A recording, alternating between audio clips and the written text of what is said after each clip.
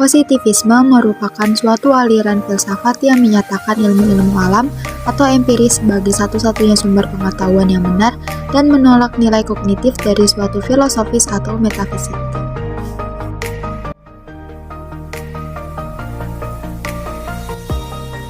Paradigma positivisme berkembang pada awal abad ke-19. Hal ini dikarenakan perkembangan teknologi industri, di mana segala sesuatu pada masa itu dipandang serba objektif. Segala sesuatu harus terukur dan bisa diteliti secara pasti, sedangkan hukum itu sesuatu yang dianggap abstrak atau tidak jelas karena berupa nilai, sehingga lahirlah sebuah paradigma yang mengabaikan nilai-nilai dan melihat segala sesuatu itu serba objektif. Henry Saint-Simon merupakan penggagas utama, sedangkan Auguste Comte merupakan penerus dan pengembang. Ciri-ciri positivisme yang pertama adalah objektif atau bebas nilai. Dikotomi yang tegas antara fakta dan nilai mengharuskan subjek peneliti mengambil jarak dari realitas dengan sikap bebas nilai. Yang kedua ada fenomena, yaitu tesis bahwa realitas terdiri dari impresi-impresi. Ilmu pengetahuan hanya berbicara tentang realitas berupa impresi-impresi tersebut. Yang ketiga, nominalisme. Bagi positivisme, hanya konsep yang mewakili realitas partikularlah yang nyata. Lalu ada reduksionalisme, yaitu realita berdiskusi menjadi fakta-fakta yang dapat diamati. Naturalisme yaitu tesis tentang keteraturan peristiwa-peristiwa di alam semesta yang meniadakan penjelasan supranatural. Alam semesta memiliki strukturnya sendiri dan mengasalkan strukturnya sendiri. Yang terakhir ada mekanisme, yaitu tesis bahwa semua gejala dapat dijelaskan dengan prinsip-prinsip yang dapat digunakan untuk menjelaskan mesin-mesin atau sistem-sistem mekanis. Alam semesta diibaratkan sebagai giant clockwork. Kemudian ada asumsi-asumsi pada paradigma positivisme.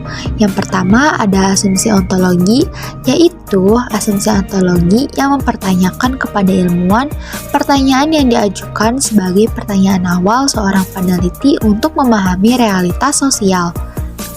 Asumsi epistemologis adalah asumsi yang sangat mendasar mengenai jawaban sebagai ilmuwan terkait dengan praktik sosial yang terjadi. Asumsi metodologi. Para ilmuwan menjadikan alat untuk menjawab persoalan yang terjadi. Artinya, metodologi terkait dengan alat apa yang digunakan untuk menjawab persoalan dalam masyarakat. Pemahaman ini menekankan kepada proses fenomena sosial yang dihubungkan dengan variabel yang lain. Asumsi aksiologi terkait dengan nilai apa yang dapat diharapkan dalam sebuah kajian sehingga membawa efek terhadap perubahan masyarakat yang akan datang. Yang terakhir ada asumsi retorik. Peran aktif dalam mengkaji persoalan adalah bahasa, yang tentunya sangat berpengaruh dalam realitas kehidupan. Pemilihan bahasa terkait juga dengan bidang kajian yang ditekuni oleh ilmuwan. Kemudian ada teori peluru atau jarum suntik. Komunikator berperan sebagai penambah pesan persuasif kepada halayak. Pesan yang dikirimkan oleh komunikator dalam teori ini dianggap seperti peluru, tidak dapat dihindari oleh komunikator, sehingga menghasilkan efek langsung yang kuat dan segera pada komunikan.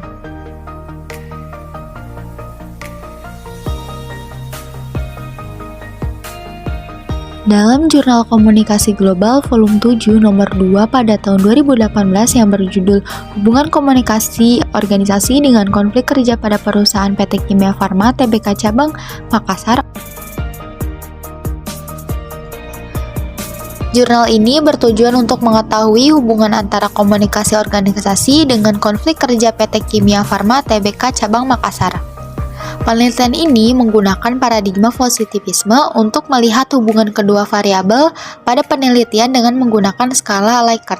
Penelitian ini menggunakan sampel sebanyak 54 karyawan yang ditentukan dengan menggunakan rumus Lovin dan dipilih dengan metode simple random sampling dari populasi 118 orang. Metode pengumpulan data dengan metode survei analisis data menggunakan uji person product moment dengan bantuan SPSS 22.0. Hasil penelitian menunjukkan bahwa terdapat hubungan negatif dan signifikan antara komunikasi organisasi dengan konflik kerja PT Kimia Farma Tbk Cabang Makassar. Koefisien korelasi antara komunikasi organisasi dengan konflik kerja sebesar minus 0,781 atau 78,1% dengan nilai signifikan P kurang dari 0,00 sehingga dapat disimpulkan jika komunikasi organisasi baik maka konflik kerja akan menurun, sedangkan sebaliknya jika komunikasi organisasi buruk maka konflik kerja akan meningkat. Lalu kita akan mengkajinya dalam beberapa aspek. Yang pertama ada aspek ontologi. Ontologi membahas tentang apa yang ingin kita ketahui, seberapa jauh kita ingin tahu, atau dengan perkataan lain suatu pengkajian mengenai teori tentang ada. Dalam kasus ini, peneliti ingin tahu apa itu konflik. Konflik sendiri merupakan sebuah masalah yang harus dianggap serius agar setiap orang dalam suatu organisasi sedapat mungkin menghindari atau menekan munculnya konflik, sehingga produktivitas kerja akan dapat tercapai, yang pada akhirnya menguntungkan semua pihak dalam organisasi tersebut. Lalu ada aspek epistemologi. Epistemologi sendiri adalah cara mendapatkan pengetahuan yang benar. Dalam kasus ini, peneliti ingin mengetahui bagaimana konflik pada perusahaan terjadi. Di sini, konflik terjadi karena adanya kesalahpahaman antara karyawan yang bertugas di lapangan dengan karyawan yang bertugas di kantor. Yang terakhir ada aspek aksiologi. Teori nilai yang berkaitan dengan kegunaan dan pengetahuan yang diperoleh. Di sini, kegunaan komunikasi yang baik secara individu maupun kelompok akan berpengaruh pada kemampuan dalam menyelesaikan konflik atau menekan konflik yang terjadi pada perusahaan.